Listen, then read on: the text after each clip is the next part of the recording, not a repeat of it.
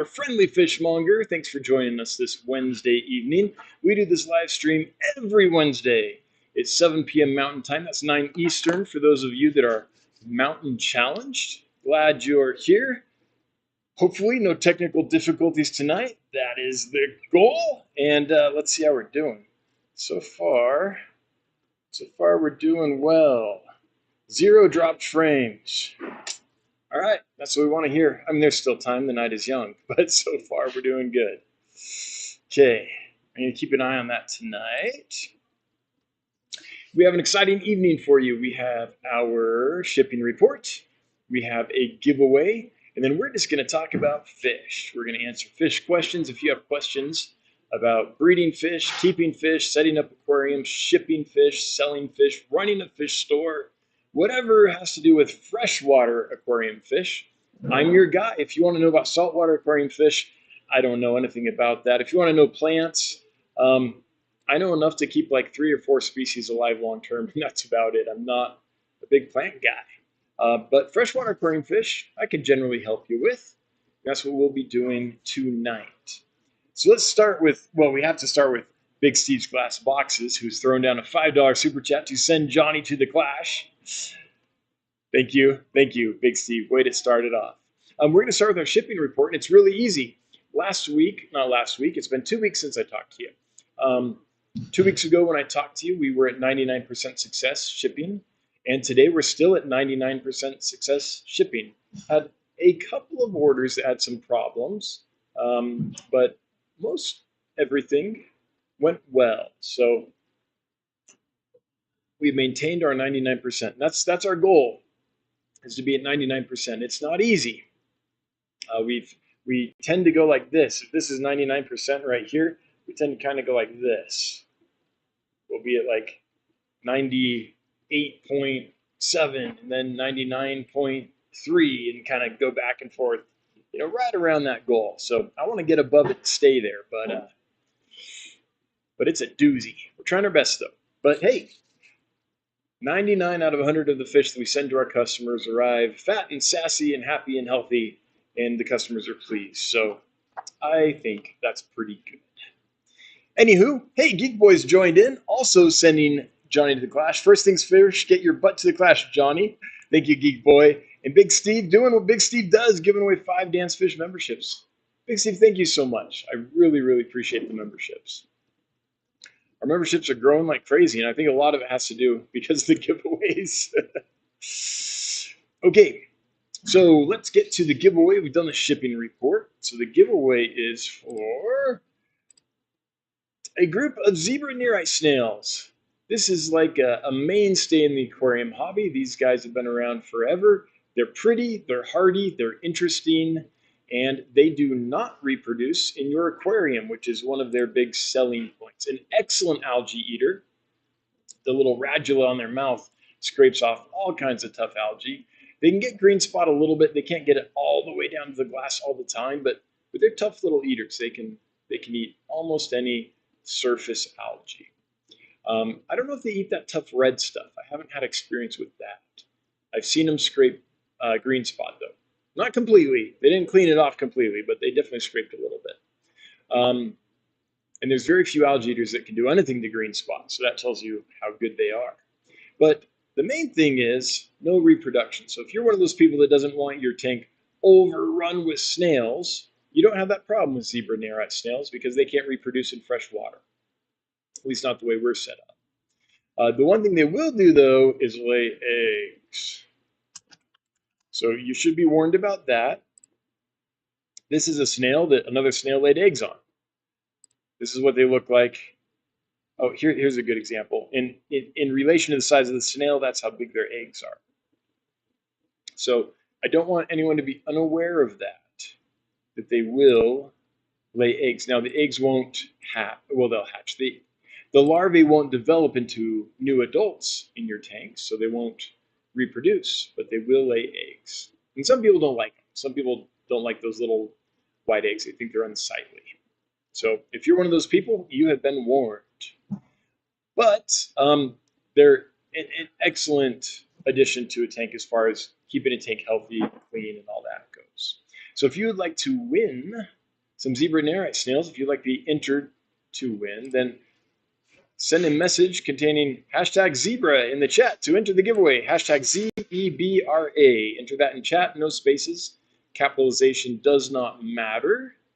And later on, we'll draw a lucky winner to get some free zebra Nerite snails. Stephen P. 2003 Aquatics also Clash Johnny Send, going Yoda on it. With the word order there. Stephen, hope you're doing really well. Mr. WW has joined the Fishmonger crew. Mr. WW, thank you so much. W squared. Really appreciate you joining. Welcome. Glad you're now a Danio or Daniela. Danionella. There's that N in there I always forget. It's not Daniela, it's Danionella, I believe, if I remember correctly. Okay, with that, if that was only 6 minutes, we're going to get to your questions and comments. Before we do that, I want to thank the moderators for being here and taking care of the chat, making sure it runs smoothly. I appreciate you taking your time and volunteering your expertise to make that happen. Really, really appreciate that. We have an import tonight that's being unboxed as I'm doing the live stream. It got here later than normal, so instead of unboxing the import and then coming in doing the live stream, I'm live streaming while the crew is unboxing the import. So if you hear some extra noise, that's what's going on. Usually when I live stream, everyone's gone but me. I'm usually here alone. Tonight, though, we've got the whole crew working to take care of the newly arrived fish and make sure they get in their tanks safely and are treated properly. So a lot of noise with that. So if you hear some noise, that's what it is.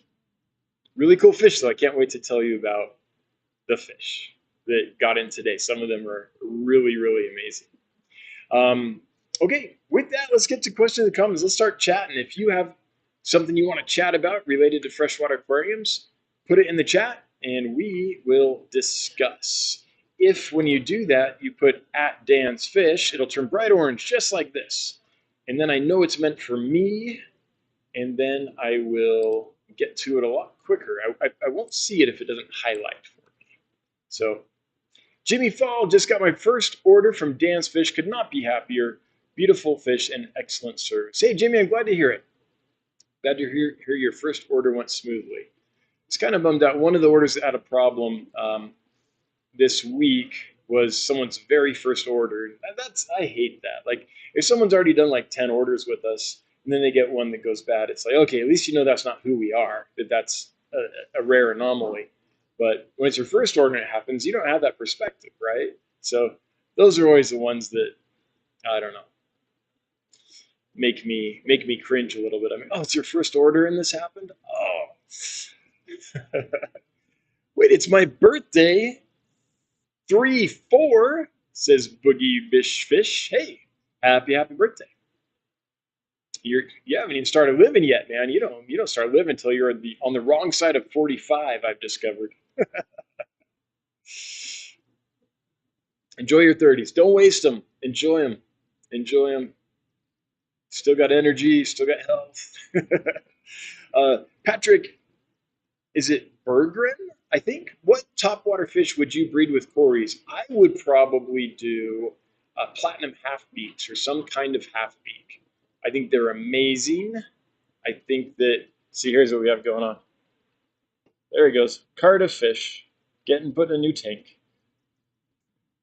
And if you choke the top of the water, like half the top of the tank with plants, I like water sprite, something with long roots and stems and stuff that goes down quite a ways.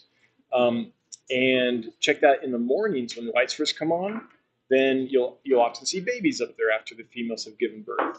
Now you have to get them pretty quickly. You do need some dense plant cover, otherwise the parents will just eat them. But that's one of my favorite fish to breed. If you don't collect the babies, you'll get a few that survive and live, and you can get a little colony going. But to get real production, to get numbers, you have to collect those babies when the light first goes on, or they'll get chomped down. But I think that's a unique fish. Let me show you guys this fish.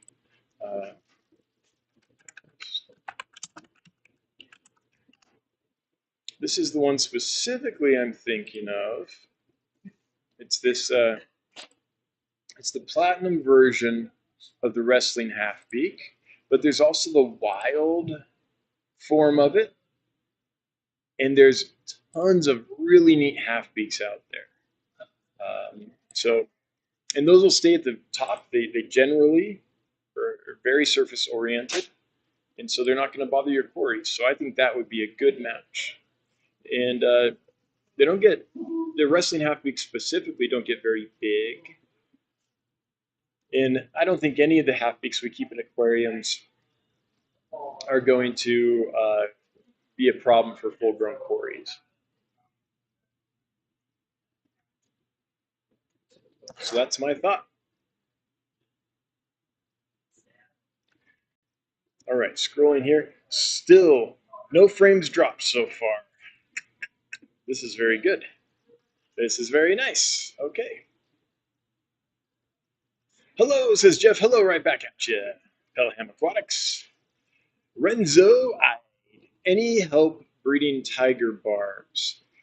Tiger barbs? I'm trying to remember. Have I ever purposely set up tiger barbs to breed?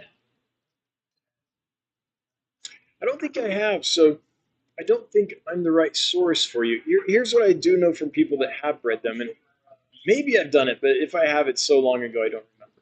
But separate the sexes, fatten up the females, and then once the females are nice and fat with eggs, put one female with two males into an aquarium with something to collect the eggs in. Put them in that in the evening, and the next morning when the light comes up, they'll probably start spawning. So that's the general way to do it as far as collecting the eggs. Very small babies, you'll probably want infusoria. That would be helpful, or some very, very small fry food of some kind. So that's the very basics that I know just from talking to people. But I haven't done it in recently enough for it to be in my memory, so I can't help you with any first-hand details. So anyone in the chat, if you're breeding tiger barbs or have bred them more recently than I maybe did, would you chime in the chat and share any tips with Renzo? And Renzo, I think that's a good pick if you're wanting to get into egg layers, because they're easy to breed. So I think you got a good thing going there. Harley Cross. I just got my fish yesterday, and the delivery driver was particularly rough with the package. Noticed there is no markings of live animals and was curious why. So this is one of the biggest concerns our customers have. When we look at our emails and look at the reviews and stuff, this is one of the things that's brought up most often from the customers. We purposely don't put live animals or live fish on the box. And the reason is we used to do that in the past, and the special care that those boxes received resulted in long delays, more frequent delays than if we didn't mark the box. So it's what you want when your stuff's going through UPS is just for it to go through the system with as quickly as possible, not get set aside for, oh, this needs special attention. I don't know what to do with that. I'll have to go ask my supervisor when I get a break or whatever, right? You don't want that.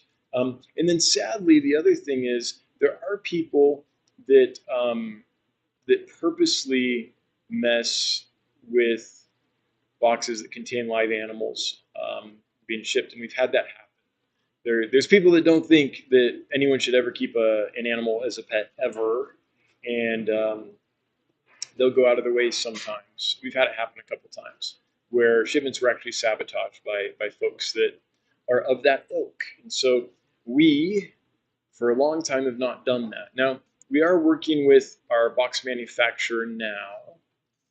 And we're going to start experimenting with some custom printing. We're going to start with one size box and see if that results in more delays or more problems statistically than when we send without that. So we are working on that. It's going to have messaging that doesn't necessarily say this is a live animal, but says things like this is fragile, this side up, this is the temperature range you should keep this box at. Things like that. High claim value, so hopefully they don't toss it, and has our logo on it. So that's the kind of thing we're thinking of. So we're playing with that, and the reason we're doing it, honestly, is because it's one of the biggest concerns our customers raise. In the customer's mind, they're like, hey, it should say live fish on it because then everyone will treat it gently and get it to me. I'll take care of it better and stuff. That's not actually what happens statistically. So, at least not in our experience. So that's why we don't do that. It seems like it would be a good thing to do, but the slowdowns in the past have resulted in problems. But again, we're going to try it. Because of the customer concerns, we want to we want to make sure that the customers are delighted, and so we're going to do a test and see what the result is. I mean, it's been years since we put anything on the box resembling live fish. So I'm my first Amazon puffer in person. Thinking of getting some from you guys at some point, but worried about trimming the teeth. Thoughts? Thanks. Mr. W squared. It's a good concern. With Amazon puffers, it's a real thing. It's very difficult in aquariums to have an Amazon puffer that never needs its teeth trimmed. In fact, I don't know anyone that's done it. Has anyone here kept an Amazon puffer for, say, like 2-3 years and never had to trim the teeth? In my experience, every few months, they'll need a tooth trim. Even if you feed them hard, crunchy things.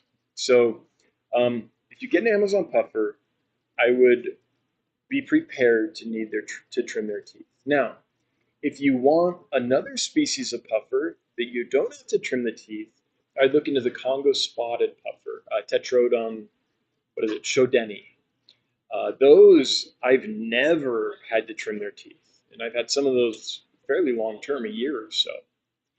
And even if I don't feed them crunchy foods, I haven't had to trim their teeth. So if you like that size puffer and a peaceful puffer that can be kept in the community and all of that jazz, then and teeth trimming is like a huge concern, then I would hang on, what am I trying to say? I would think about a Shodeni puffer. Well, this just happened. I think I'm still live probably, but look at this. Look at that.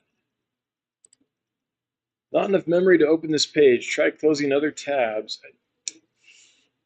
I don't know why. Why would it do that?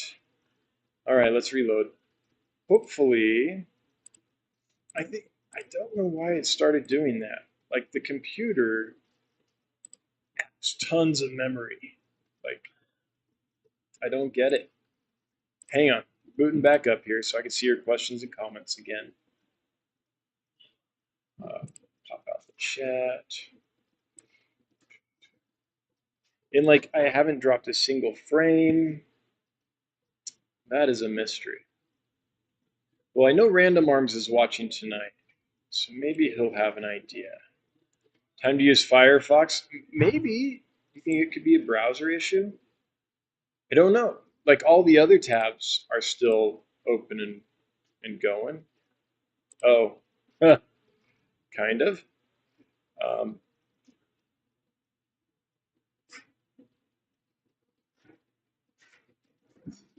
Yeah. I can't see the chat over there, but I don't really look at the chat over there on Nightbot.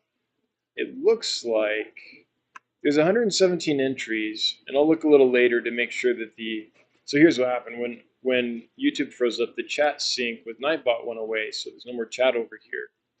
There's 117 entries. So what I'm curious about now is,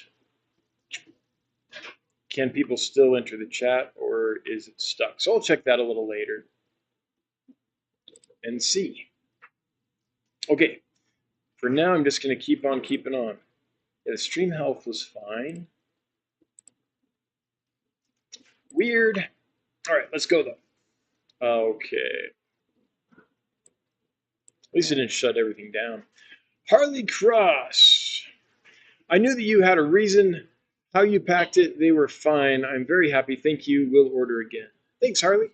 Yeah, that's the reason. I wish I could put live animals on there and it would be true that they were taken care of with better care, but It's not, I think, what happens.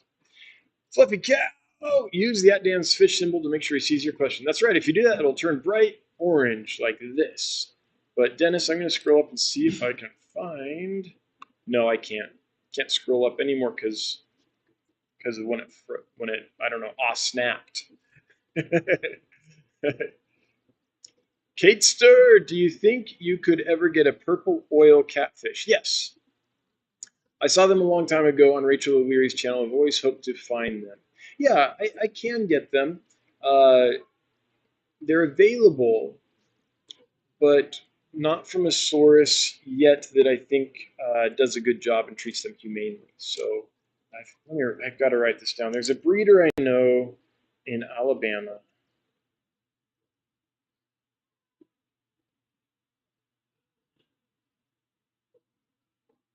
That I need to reach out to about those. I keep meaning to, and business keeps happening. I keep not doing it. If you're watching, if you're the young gentleman from Alabama that breeds all those catfish that I met at the Atlanta Area Aquarium Society meeting this last summer, I can't remember when it was, a while ago. If you're watching, please email me. You're live, says Killers, Reptiles, and Aquatics. Yeah, I saw that it was still synced up, so that's good. It's just the chat that died, I think. Some applications are buggy, might not be you. Yeah, might not be me, but I've used this same software setup for years and years and not had problems. So I just don't know why it's starting. Oh well. Got my sister Becky to watch. Say hi. Well, I don't know. It's a pretty big ask. Hi, Becky. Welcome. Okay. Lumi, any blue platies in your future or some blue platinum mosaic guppies? I think yes to both. Yeah. The blue coral platies, I believe, are available. Let's take a little tour here to dansfish.com. Coral. Blue coral platies. Here they are. Oh, and they are not in stock yet.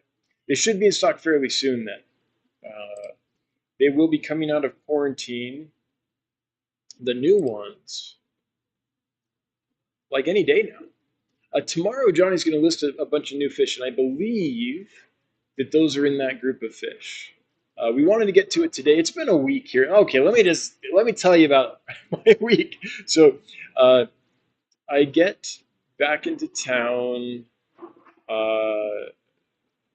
early, well, on Monday, and Tuesday we were missing a crew member, and then today we were missing 2 crew members. So we've been, I was out Monday. Yesterday we were out somebody, and today we're out 2 people. So it's been a scramble for folks here. And so because of all that, Johnny wasn't able to get the fish listed yesterday or today as per usual. So tomorrow he'll list all the fish. So I do believe that those blue coral calico platies are in that group. And the blue platinum mosaic guppies, I have some platinum mosaic guppies. I don't know if they're blue, that I hope will be arriving soon. I never know for sure if the things that I order actually will show up until they show up. Sometimes you're shorted certain items when you're bringing fish in. But I do have some platinum mosaic Dumbo, I believe, guppies. I don't remember if they were blue or not. So it's going to be a few weeks before those are through quarantine and all that, if they happen to arrive next week when I plan them to arrive. Maybe Santa will bring you a new computer. No, I have a new computer. That's the thing. Like I have a top of a beautiful new computer with all kinds of processing power and stuff. So yeah.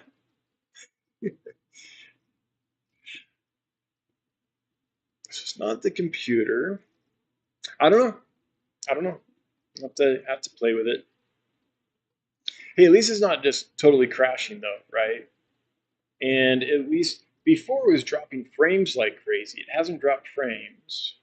I'm also streaming in less kilobytes per second. I used to do 10,000.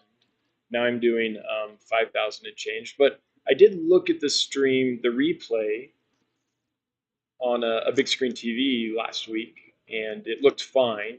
So I don't know if that's just the replay or if that's the live stream that also looks on a big okay on a big TV. But people were saying on the last stream I did, because I was asking, is it working? How's it looking? That it looks fine on a big screen. So I think we're okay. It little over 5,000 kilobytes per second. Okay, scrolling up to look for another. Here we are. Monster Fish Gal linking the store. Yes, we make a living by selling fish at dansfish.com. So if you are in the market for some aquarium fish, we got you. If you need something else, plants, dry goods, equipment, that kind of stuff, I'd recommend looking at Aquarium Co-op. They're not really an affiliate, but we do affiliate, if that makes any sense. So there's a link on our website to Aquarium. Let me show you. To Aquarium Co-op. If you go to Dan's Fish, so this is the landing page. You scroll down here. There's a link to Aquarium Co-op. We don't get a commission for anything you buy from Aquarium Co-op. This is not financially driven. We did that a little bit in the past, Corey and I, and we found that we were basically just exchanging money back and forth, and it was more or less a wash. And also the incentives were funny. So we didn't want, I didn't want to be recommending the co-op,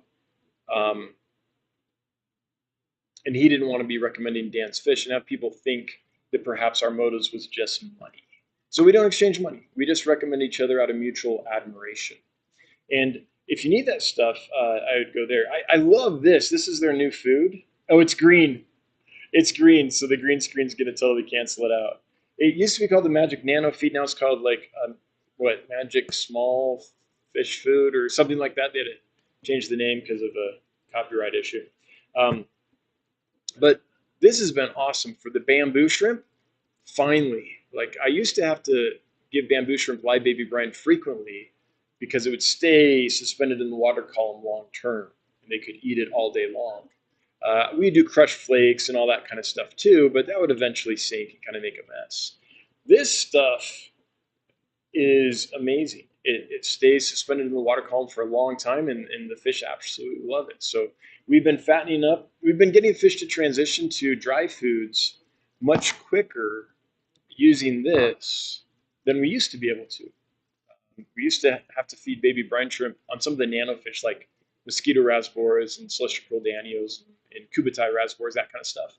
We used to have to feed live foods much more while we were training them to transition to dry foods. But they take to this stuff really quick, so it's made my life a lot easier. Now we still feed frozen and live foods to those fish to give them a nice balanced diet, but not as much, and we don't depend on it as heavily, which is nice because if you're hatching a batch of brine shrimp and there's a problem, and for some reason you get a bad hatch, it's like, shoot, what do we feed the fish today? You know, we don't run into that. Well, that doesn't happen often, but when it does, you feel it. Jody P. Hey, Jody, I hope you're doing really well. Thanks for the Dan's Fish membership gifts that you just threw out there. How are those killies doing? I'm curious how the blue glares are doing. I'm hoping getting lots of eggs and learning how to turn the eggs into babies. That's what I'm hoping. Tay E, when will the super red carbinsus be back in stock? Ooh, did you miss those? Let's see. Super red. They're out right now. Well, let me see. Did I? Yeah, I can actually check this for you.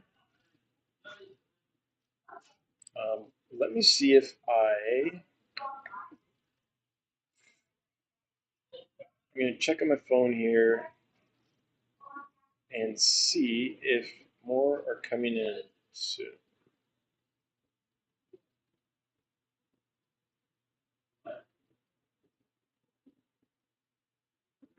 Okay.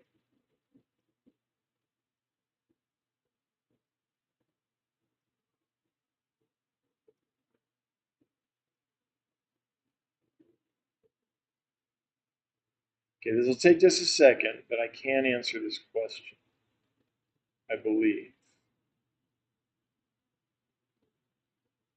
Just gotta find it here. Okay. Pelvic acromas.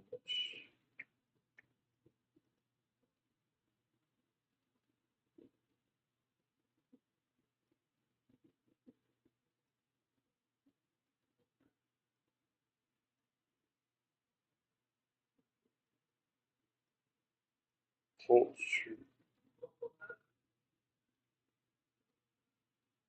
I don't think. Okay, let me check one more thing to answer your question. Hopefully this isn't. Hopefully I didn't just kill the stream. Like it's probably not that interesting watching me search for stuff on my phone. But I want to answer this question if I can. So and I know where to go to get it. So okay.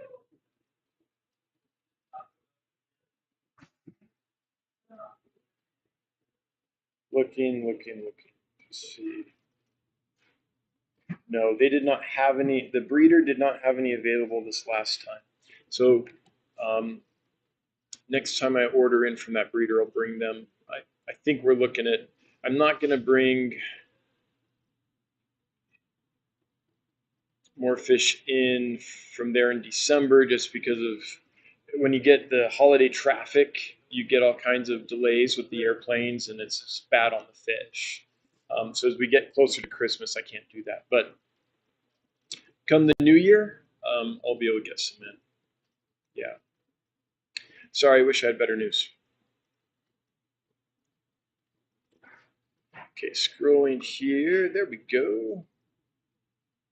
Did you end up getting a new computer? I did. So I've got a really nice computer now. Yeah.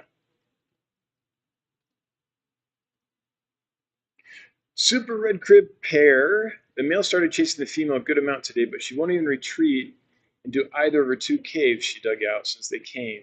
Thoughts? Thanks. Um, some, yeah, they do that sometimes. I think the chasing might be part of courtship. I could be wrong. I'm not there watching, but it is a part of courtship and pair bonding. And I would think that if she was like in real danger, that she probably would retreat if she had places she could go. That's my thought, Mr. W squared. But not being there and observing, I'm not gonna be able to tell if it's love or aggression. Sometimes the two kind of go hand in hand with cichlids a little bit. So hopefully that's just courtship behavior. Amir Hassan, hey Dan, do you have any other information on the greenleaf algae eating shrimp? You seem to be the only source of them online, and there really isn't a lot of info on them. I don't have any access to any info on them really either. So um, I couldn't find anything either. I brought them in just to try them. Oh, it's been a couple years now or something like that. Yeah, I was like, I don't know what these are, but they seem kind of cool. So I brought a few in and I tried them. I'm like, oh, these are hardy. These are awesome. These work. And so I've got more, and I've got I think 3 or 4 batches. Did it again. Yeah, we'll get to the bottom of it, but we're not going to get to the bottom of it tonight. We're just going to just keep streaming, as Dory would say. So, hang on, got to pop out the chat again. Okay. So, all I know is that they're called greenleaf algae eating shrimp. There's a couple species they could be. I'm not sure which of the Caridina they are. Typus is one, and there's another one. One like does need salt water to breed, supposedly. The other doesn't. We do have reports from some of our customers that they've had babies and they're raising them. So maybe it's the one. I forget the name of those 2 species that doesn't need salt water. But no, I don't even know exactly which shrimp they are, like the scientific description. I know how to care for them, and I know they're hardy and awesome, but I really do not have any idea anything beyond that. I wish I did. They're great though. They eat algae like crazy. That is something they do really well. Okay, Kayla's Reptiles and Aquatics, who's been a member for a long time, 27 months. Thanks, Bob. Everyone remember to make sure outside fish and other critters are safe during the cold snap. Yeah, yeah, for sure. It is cold across the country. I've been noticing that as I've been, monitoring the heat pack assignments in the boxes and stuff. By the way, really excited about the software that Random Arms built to assign heat packs automatically, to automate that. I've been checking them every time we ship since that happened. And we've gone through more than a dozen shipping days at this point, I think, since that happened. And we've got it fine-tuned to the point where there haven't really been any changes for the last several weeks. So it's working really well. We're still keeping an eye on it, though. We're not just relying on the automation quite yet. We would hate to have an issue, so we're keeping an eye on it for a while. But so far, it's doing really well, and we've probably encountered pretty much every temperature variation that you can get during cold weather, while in every part of the United States during this trial period. So it's looking like it's going to work, which is great. It cuts down. It takes a lot of time off my plate every shipping day to have that done. Fluffy Cow. All right, using this for a roll call. State you are from, how many tanks you have, and how long have you been in the hobby? All right. So Fluffy Cow wants to know. Fluffy Cow Aquatics wants to know, what state are you from? How many tanks do you have? And how long you've been doing the fishies? So if you want to participate and make Fluffy Cow Aquatics' day, then leave that in the chat, and we'll have something to chat about.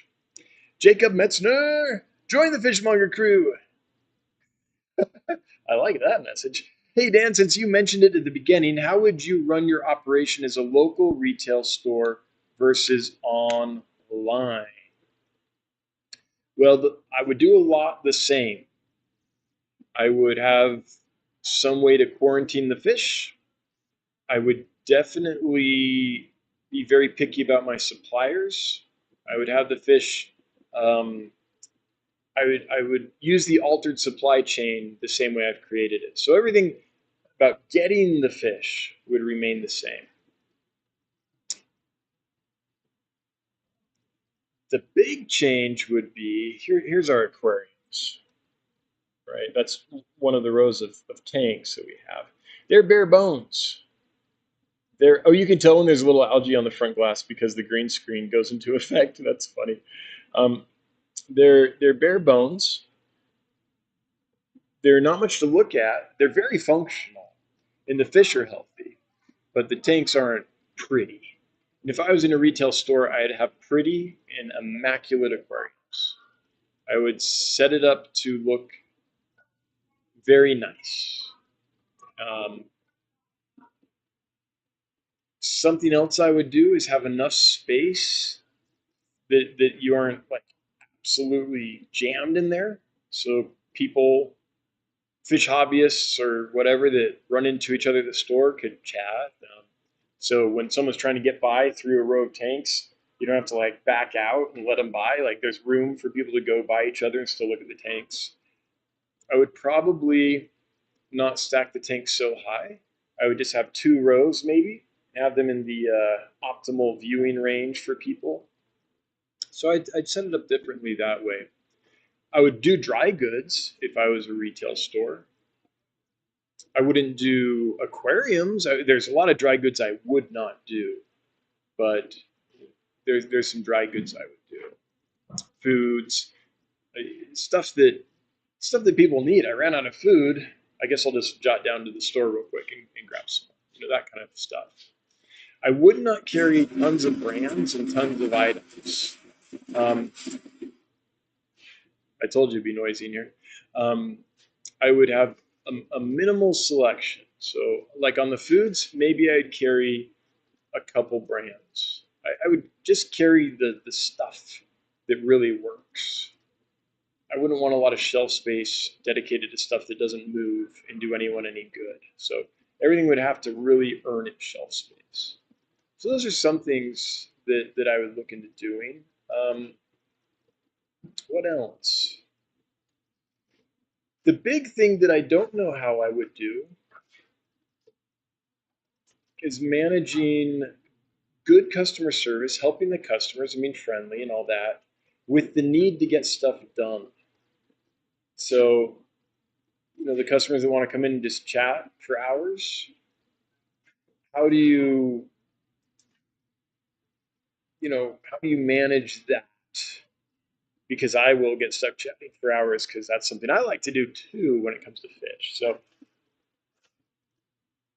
the customer service side would be very different. And I've worked at fish stores, but I've never had to like run a brick and mortar retail store with that in mind.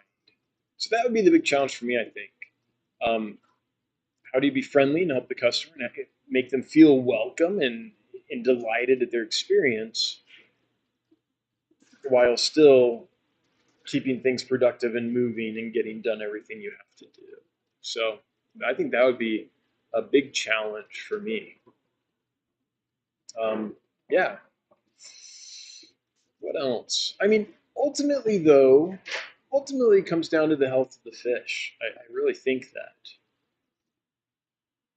Like, I think that focus is the right focus, whether you're online or a brick and mortar retail store. Just are you humanely sourcing your fish? Can you tell that story honestly? And can you be transparent about that? Are you doing what it takes so that when the customer buys the fish, they're going to have success 99% of the time? Um, that's I think the crux of it. Your reputation will thrive if you're doing those things. If people have shopped around and had problems and then they shop from you, and 99% of the time the fish live, if you can hang on long enough, that word of mouth is going to spread. And I think that's the differentiator right now. I think that matters. Yeah, that's my thoughts about it. I don't think I ever would do a local brick and mortar myself. Um, I like the freedom of an online store to like not have customers demanding my time all the time, so I can actually get things done, progress things, and oh, geez, I'm making it sound like customers are a problem. They're not. You want customers in your store, of course, but when customers in your store, you're kind of tied to their needs. And if you don't have customers in your store in an online situation, you're not tied to they're not there like, hi, right now I need help. It's not that situation usually. So you're free to plan your day a little bit more productively, I think. So yeah. Now I do think there's ways to do local retail stores still and have them be profitable. And there are people doing it. So I think the crux is humanely source your fish, be transparent about that, be honest about that, and have healthy fish. I think that's the crux of it. Scotty the Fish Freak. Happy birthday to Kelly. Yes, yes, indeed. Happy birthday. Fish Boy. Oh, yeah, Kelly's officially old today. Thanks for the reminder, Scotty. How could we forget? Kelly, thanks for all your support. We appreciate you. And we got a little Pippi Longstocking putting some pep in our step. Thank you, Kayla's Reptiles and Aquatics. I appreciate the super sticker. Appreciate the Pippi, the Peppy Pippi. And I want to say Denise, or is it Dennis? I think it's Denise. That's what I'm going for. How often do you have dwarf salt and pepper quarries? I'm hoping to be able to order in February or March. I try to have them in all the time. However, there's a limited number of sources that I can get them from. There's one that I can get them from that usually does a very good job. They just don't have them available very often.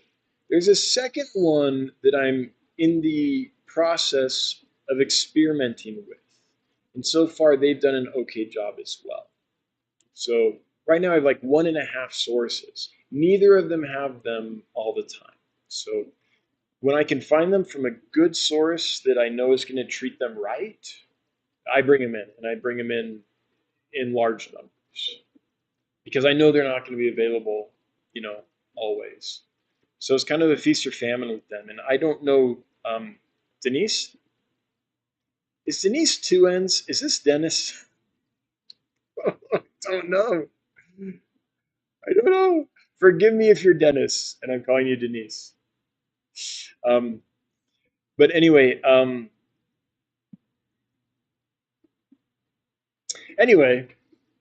let me know, please, because I really, my mind is not right now with camera brain at the end of a very long day being able to process that. Yeah. But anyway, um, I get them whenever I can. It's something I try to keep in stock. How are the Amazon puffers that you have? Rez, I've been out of town for a little bit, and I just got back into town on Monday. And to tell you the truth, I have not seen them since I got back, so I don't know. But if they're listed for sale, then they're awesome because we don't list fish unless they're awesome. Yeah, so they're awesome. We have 4 for sale. Now, before I left, they were doing fantastic. And I can't ask Johnny because he's off helping with the import, getting the fish taken care of. Normally, I'd ask Johnny if I didn't know, and he'd be in the chat, he'd respond, but he's taking care of fish today.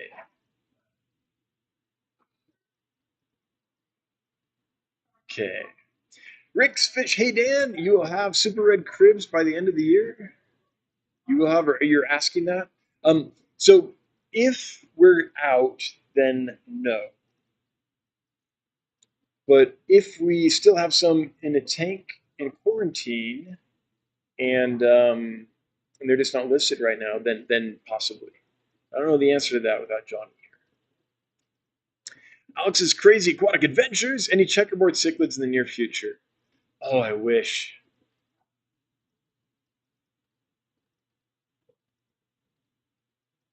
Yes, in the fairly new future. If there's a supplier that I can occasionally get them from, very occasionally, and they take care of their fish well. So yes, I just have no idea when. I've only been able to get them in like twice before. It's not a fish I can bring in very often. So I hope so. I just don't know when they'll have more available. But but I will get them when they're available. I wish I could give you a timeline. I would say honestly with that fish, if there's another source that is reliable and does a good job, that has them, I would get them from them. I wouldn't wait for me because that's one that I like and I always want to bring in, but I have trouble finding from the suppliers that I trust. Thanks, we'll keep an eye on them. Beautiful crebensis, says Mr. W squared. You're welcome, and I really hope that that's spawning behavior and get a bunch of babies soon. Any chance you could get in snakeskin barbs? I'd be interested. Ladina White. I don't bring them in. I can. I have good suppliers for those, but I've when I bring them in, they just sit. No one buys them. So there's a lot of fish like that where there's, 1 or 2 people that are excited and want them, but that's it. And I have to bring things in large numbers. So if I'm bringing in 100 or what on that fish, 1 or 200, and there's only a couple people that want them, then I'm stuck with the other 80 for a year or more. So that's a fish that me as a hobbyist, I love. I'd love to bring it in. I'd love to breed it. I think the snakeskin barbs and rombo barbs and penazon barbs and all those are awesome. But you and I are the minority. Most people don't. And so I can't, as a business, bring in stuff that's just not gonna sell, or I will go out of business. Jody P, I did get my blue glares to swim into my hand and eat from it. Squealed like a little girl. Oh, that's awesome. That is fun. I feel like I missed a Jody P comment though, because That felt like a continuation, like a part two of a comment, because it had the word though in it. Let's see here, Jody P. Nope, I don't see anything above. Kelly Foreman, happiest of birthdays to you. I hope you're having a great day. We really appreciate you around here. Scrolling, there it is. Alyssa Wren, thank you for leaving a question or comment. I was getting desperate. I've scrolled for a while. No one ain't asked no questions. When is the best time to separate mom and dad from baby cribs? The babies are now swimming at the top of the tank and exploring, but still so teeny. So you want to do it before they breed again. I don't believe cribs are one of those where the older siblings are going to help take care of the babies. I think mom and dad are going to go aggro on the older siblings when they lay another batch. There's a few species of cichlids where that's not true, where the parents don't care that the older siblings are there and the older siblings actually help raise. But that's like Burchardi and Multifasciatus and stuff like that. Don't think that's true with the cribs. So I would take them out. It's just been so long since I've had baby cribs. I'm trying to remember. I would probably take them out when they had been free swimming for a couple weeks. For sure before the parents start looking like they're getting interested in spawning again. Stephen P, aka not Stefan, you'd have Johnny to do all the chatting, of course. Yes. Yes. Let's give Johnny more work. That's what he needs. More work. Hey Johnny, you look bored. KCM Aquatics. How would you breed Notho rubripinis and red striped killie in an Notho tank of a bare bottom temp, 75 to 78, container with peat moss and a rock to hold it down? I don't think I would breed them in the same tank, KCM Aquatics.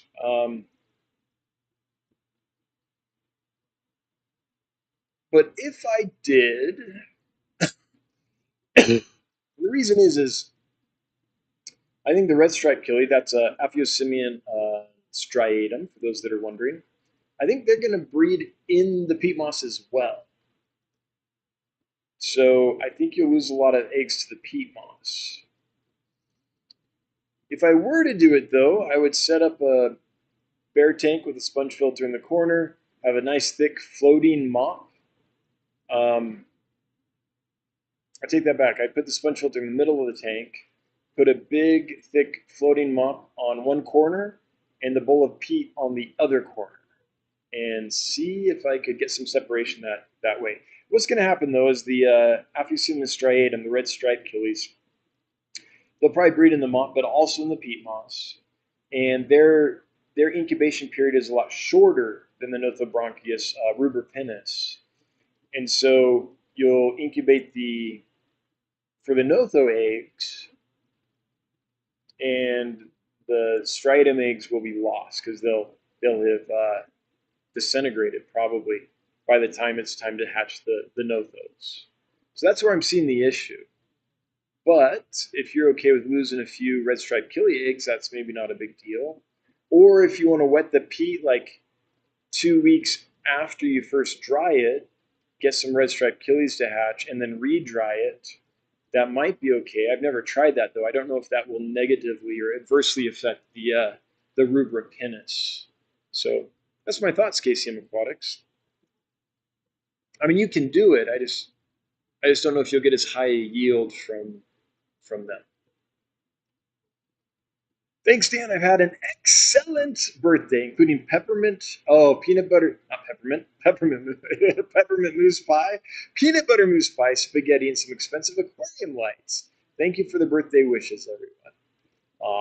Peanut butter mousse pie sounds pretty good right now. Yeah. Benjamin Peters, what has been your experience with Synodontis health issues? The biggest issue I've had with Synodontis is on the wild caught ones, often they'll have cloudy eyes. I don't know if it's damage or like physical damage or infections or what. Now, they're fine because they have lots of sensory organs and they still live long, healthy lives. But that's been the biggest issue I've experienced. Yeah, that's what I'm going with. I don't know if I ever found exactly what the cause was. Okay, also Boogie Fish's birthday. Hey, we have a twofer. Kelly and Boogie Fish have birthdays today. Happy birthday to yous. Happy birthday to yous. Happy birthday to you both. Happy birthday to yous. Sid Miller, is it ever worth having MFF trios? Male, female trios of Aphyosemian or similar Achilles? Yes, for sure. I got my eye on some Australia and striatum. Yes, I think one male, two female trios is probably a better way to go than just pairs. The way most people keep Achilles. The way most people keep Achilles is they put the male and female or male and females in an aquarium, and they're there long term, and they pick eggs from the mom, and for those species that you mentioned. And the problem with that is that the males can be heavy sexual drivers of the females, just wanting to breed all the time. If you have only one female, she can get stressed by the constant, hey baby, come hither from the male. And so I think it's nice to have a couple females, or maybe even more females than that per male, because it gives the females a break. His attention is spread out. So if you keep them together long term, especially in the smaller aquariums that a lot of people keep and breed killifish in, then one male to two, three, four, five, six females, I think would be good. The thing you'll run into sometimes is that that's more mouths to eat eggs. But if you have a nice thick mop, the eggs will get far enough in that most of them will be saved. And pairs pick up eggs too. Now, one way where it's not as much of a problem is if you actually separate the sexes until you're going to spawn them. The female's nice and fat with eggs. Then you put them together for a few days. They spawn, and after a few days, you take them out and fatten them up again. Those cases, it doesn't matter as much. But for a long-term relationship in the same tank together all the time, then I think what you're thinking of doing is better than just having a pair.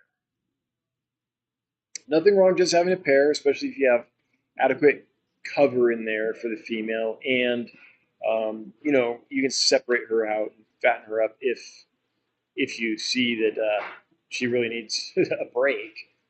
People have successfully kept pairs long term for many, many decades, but trios is better, sure. Gem Aquatics, Dennis generally male and Denise generally female. If that's true, then I got it right. Is Denise Orlando chimed in to let me know if oh, there it is. LMAO. I'm a girl. Okay, so you're pronouncing it right. That's why I'm waiting for you to have them, because I want to make sure they're sourced ethically and humanely. All right, Denise, I'm glad to hear that. I got it right. Whew. Like I knew that. You know how you know things with certainty at some point in your life. For a long period of your life, you know something, and then suddenly you're going through and you're looking at something. You're like, wait, am I right? Like suddenly it's all in doubt. That's what happened to me live on YouTube with Dennis versus Denise. glad I glad I got it right. Doug Nip. Can you keep two black ghost knives in a 125-gallon? I've never tried it. Black ghost knives are territorial. 125-gallon might be enough space for that to happen, but I don't know. Sorry, I can't help you with that. For Fluffy Cow, Carrie Britton says, Midland, Texas have 10 tanks, 9 species, 3 species of shrimp, 1 species of pleco, 2 snails, and a wide array of freshwater plants. All right, Carrie, thanks for participating in the Fluffy Cow Getting to Know You quest. I just got a bunch of blue whack flatties. If they have babies, are they a fish you'd be interested in? Yes. Hi, Brandlin. They are. I'd want to buy them in groups of 1 to 300. they would need to breed true, and I'd want to see pictures before we did that. But yes, you can reach out if you're a hobbyist and you've bred some fish. We want to buy from you. You can reach out at hello@dancefish.com. That's HELLO@dancefish.com, and we'll send you a form to give you some instructions on what we need and how to go about it. Just so you know, we pay 25% of the retail costs landed, and we like to buy in bulk.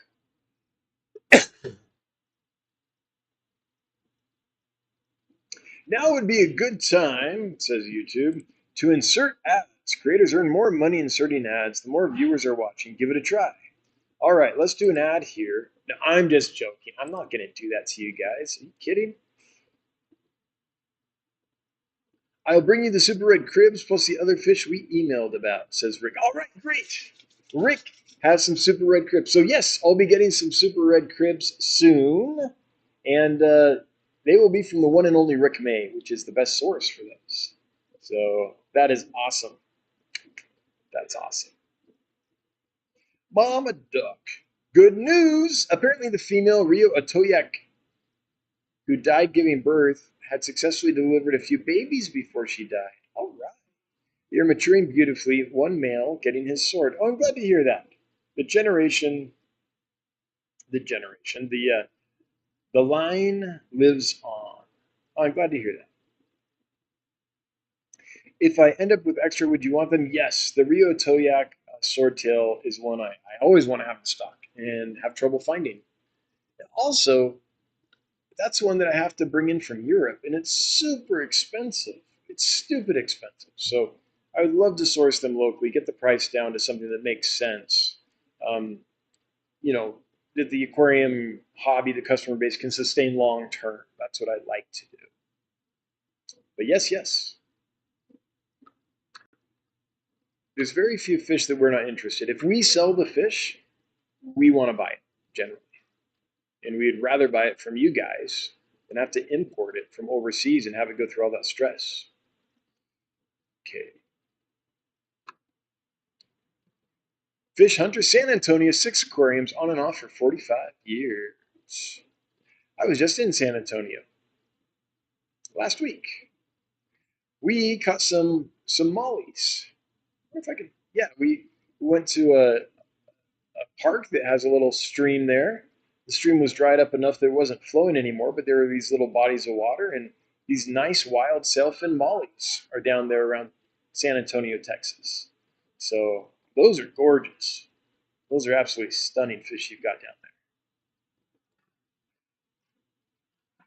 there. Scrolling here. Okay.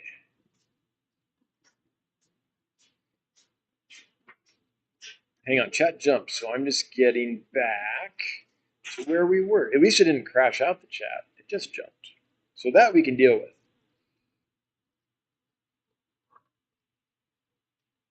Okay, there's Mama Duck, so we must be getting close. There we go, Cameron Mush. Any updates on Stiffidon Ania? You mentioned they had been in quarantine for a couple weeks during your video update a couple of weeks ago.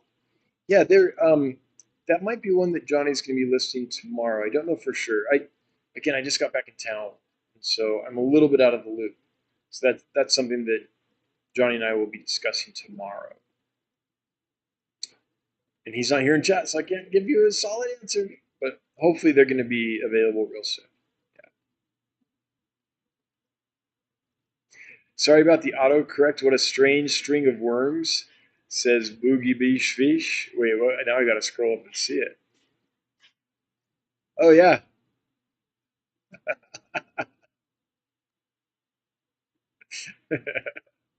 Don't you love that? When autocorrect corrects you. Jacob, where are you? Shoot, it jumped again. There you go. Do you ever see Rasboroides? Okay, what's the species name? Viterifloris available? I don't know. Let's look that fish up. I don't recognize that scientific name. Maybe I know a common name.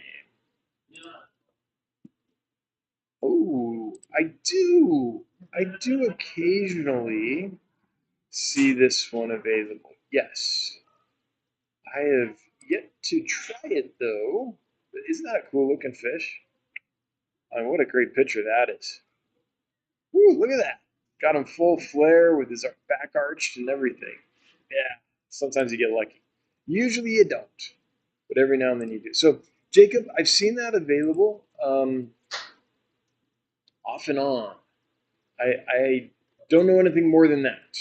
My brain is saying, yeah, you've seen that on a list before, but I don't know how often. I don't know if I'll get some. I don't know more than that. So I'd have to. But you got the seed planted in my head. What is it? Fire raspberry, I think they're called. Divide by zero. Hey, Dan, I rescued some. Here's another great name.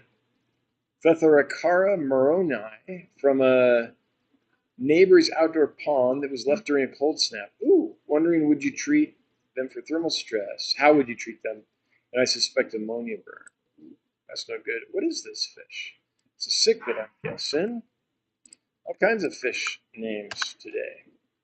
Oh, is this the keyhole? Oh, yeah. I didn't know that was the scientific name. Keyhole cichlids. These are great.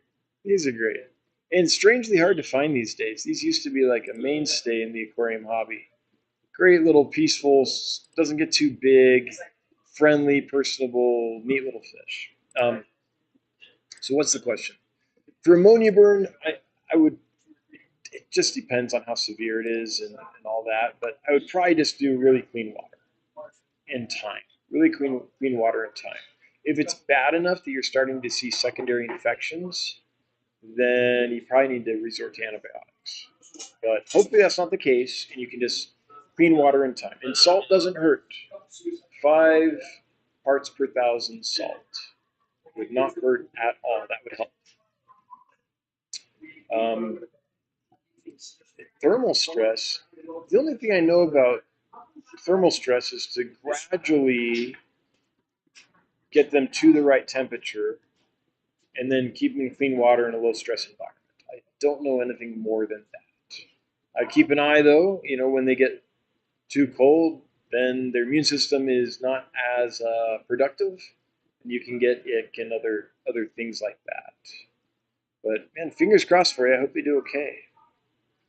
KCM, I'm breeding the Notho and red stripes in different tanks, but how long do I let the moss dry for each species? I've only bred and raised blue sparkle rice fish and Daisy's blue eye rice fish. Okay, so the red stripe, I would try it 2 weeks. One trick that I would do when I was breeding these killies is I would put the eggs in the peat, but I take about 10 eggs and lay them on top of the peat moss in places where I could see them. And then after 10 days, I would check and I would see if I could see the little eyeballs, the fully developed eyeballs of the babies. And if I could, then they're about ready to hatch. So that's one way you can gauge it. It depends on temperature and things like that. But about 2 weeks is what I would probably do for the red stripe killies if I didn't. That's 10 days to 2 weeks, I guess, is what I would try there. And I look for those IDUP eggs. The note, though, I'd have to look up the incubation charts for Rubra pinus. I don't know that off the top of my head. But the American Killifish Association has published many times in their journal different incubation charts for different Nothobranchius. So I would check there and see. I haven't memorized all the different incubation times for the different Nothos. But if I didn't have access to that, I would do the same thing, and I'd check them in 2 months. And then I'd check them every 2 weeks after that until they were ready to go. But I bet in 2 months they'll be about ready to go. All right. So you are breeding them in separate tanks. Okay, I guess I misunderstood the comment before. But good luck to you. I hope you get tons of them, and I hope I can buy tons of them back from you. What is the minimum amount of corridors you'd buy off a breeder? Well, are we talking, the Vulcan Cory, CW111s? 5 or 10?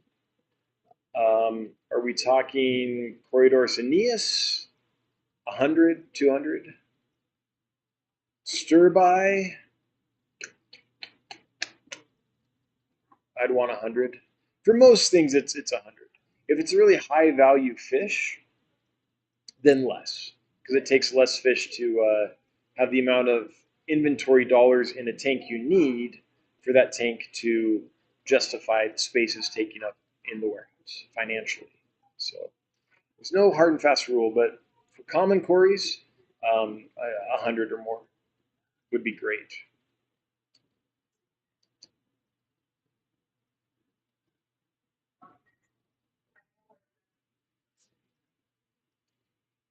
Rez, sorry that was a typo. I meant to ask how big your Amazon puffers are. I'd have to go measure them. We have two batches. One's bigger than the other, and I don't remember which one is listed at the moment. Well, it'll say on the website. Let's go. If we click on here, it'll tell us. Bye, thanks. Estimated size and shipping 2 inches. So these are the larger ones. These are the young adults. So 2 inches. Okay. Let's check this giveaway. Okay, more people have entered since, so it didn't freeze. We had 177 entries. Now we've got 190, so it's still working. So that's good. And we've got 300 folks here. Hey, everybody! Thanks for being here. We appreciate you spending a bit of your Wednesday evening with us. If you know somebody that you think might enjoy this content, would you invite them over? We're trying to grow the stream. We want to grow the channel, and yeah, your help would be appreciated. Okay. I have two Nezzy swordtails that I thought were a pair, but alas, both males. Would they do okay in a brackish tank? Thanks, guys. Crew is getting done and heading out. Whew, I've never kept Nezzies in a brackish tank. How brackish? If it's 5 parts per thousand or less of salt, then yeah, I think you're fine long term. But I've never tried it, so I don't know. I mean, that long term, I'm confident they would be fine. But anything else, I don't know. Patrick Bean. I have been breeding endlers, the black flames, I believe you call them. Would you be interested in them? Yes. Yes. Please reach out. Hello at dancefish.com. HELLO at dancefish.com. Let us know how many, and if you could send pictures, that would be great.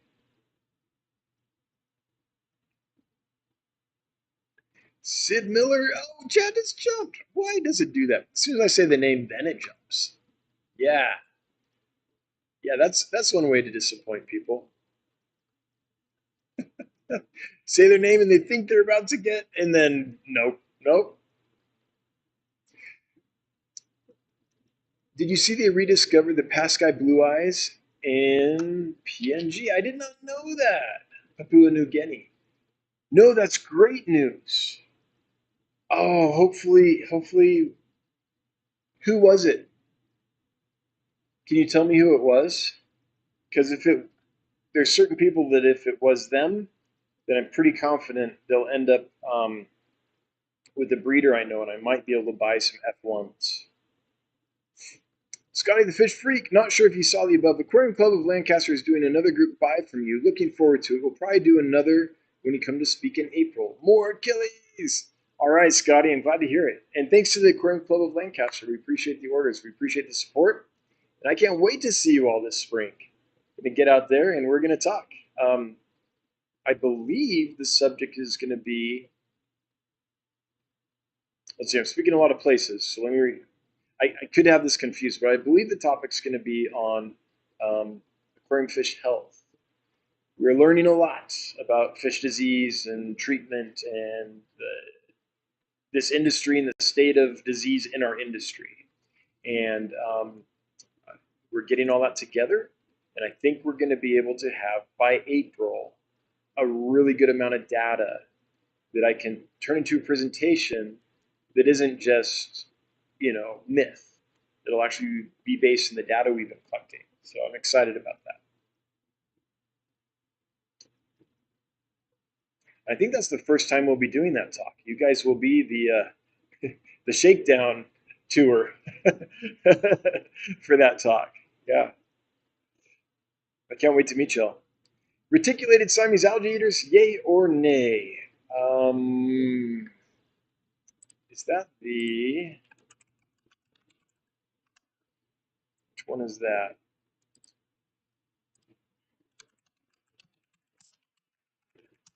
Okay, look in here.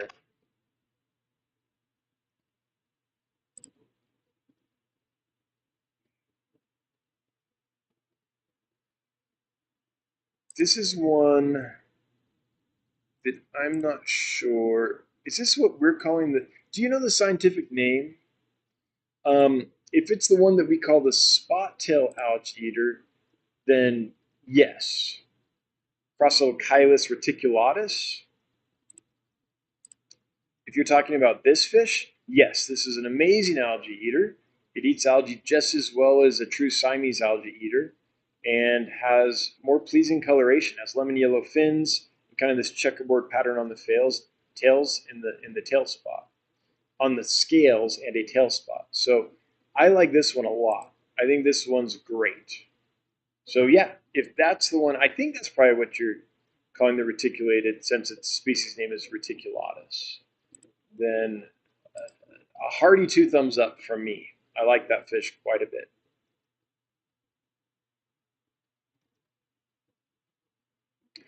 The Pascal announcement came from Angfa. Okay, I'll check it out. I'm very excited about that. Can I can I just take a minute? Let's look at this. Pascal. Okay.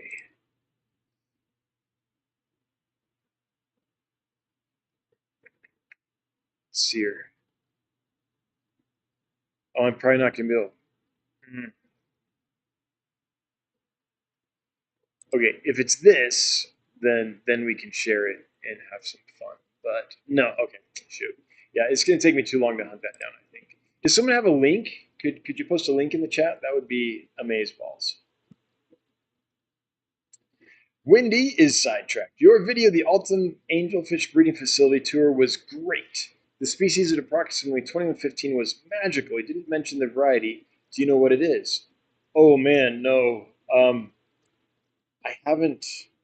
I don't know the timestamps by memory. Is it his big show tank? I'd have to look. I'm sorry. I don't know that well. I don't remember what happened exactly at 2115. Although I'm close to remembering, by the time you chop those videos up and you edit them and you get them all ready, you've seen that thing. You're so sick of it. You've seen that thing 24 times. And it's like, okay, it's all ready. And I've got to load it onto YouTube and do the final check to make sure it loaded properly. Because I have had times I've loaded videos on YouTube and like the last half was cut off and stuff. Um, so that last watch through, man, I tell you, your eyes, you're trying not to glaze over. It's just like, okay, watch, pay attention. Is it right? So you'd think after all that I would remember what was it, timestamp 2115, but I don't. Anyfish will do gifted a membership. Thank you so much, Anyfish will do, much appreciated. And Craig's catfish page is Cave has been a member for 6 months. Thanks, Craig. Appreciate the smiley. But I like that. Yeah, the Ultimate Angelfish Breeding Facility tour video that we released recently. It's a different kind of video, and I learned so much there. I'm so grateful to Thomas for taking the time and sharing his secrets. Like he didn't hold back. He's like, here's how I do it. Here's how I get fish in. Here's how I take care of them. Here's the reality of it. And I thought that kind of information, straight from the horse's mouth, so to speak, was really valuable. I get to meet Big Steve finally in April. Hey, Big Steve, I'm looking forward to it. Yeah, it's nice to put a face to the usernames. When you, if you meet me in public, or in person, I should say, please introduce yourself by your username and then by your real name, because I know the usernames, and it helps me know who you are quicker. Yeah, I think it's time. I do. I think it's time. Let's do it. Let's do this here giveaway. So this is for some zebra Nerite snails. There's 199 folks who have entered to win some, and the winner is Cave of Wonders. Cave of Wonders. You have 2 minutes See this countdown here? I'm going to check back, and once that hits 2 minutes, if you haven't left a comment by then, you have forfeited your winnings, and we will draw somebody else. But please do leave a comment in the next 2 minutes. Cave of Wonders, so you can claim your snails.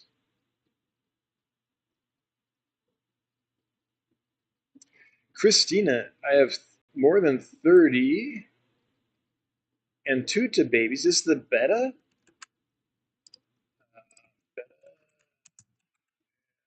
Tuta. Yeah. Yeah. These beauties. I really like that fish. Do you have a video that shows how to ship them? I never shipped before. Also, how large should they be?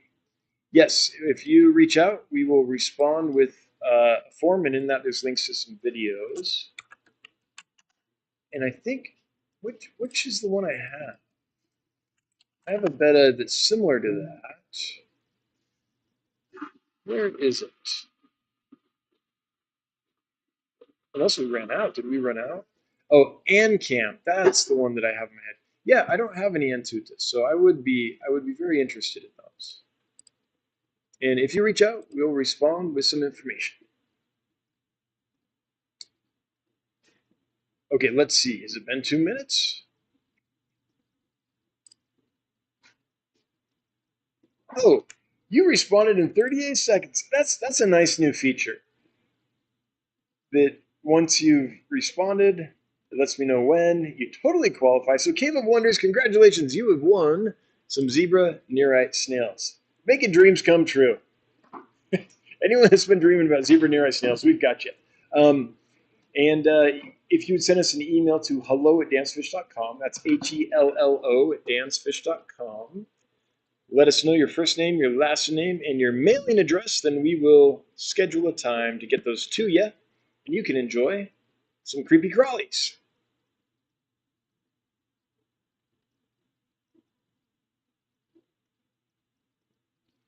Okay, Cave is here, says Fluffy Cap. Yeah, I see that.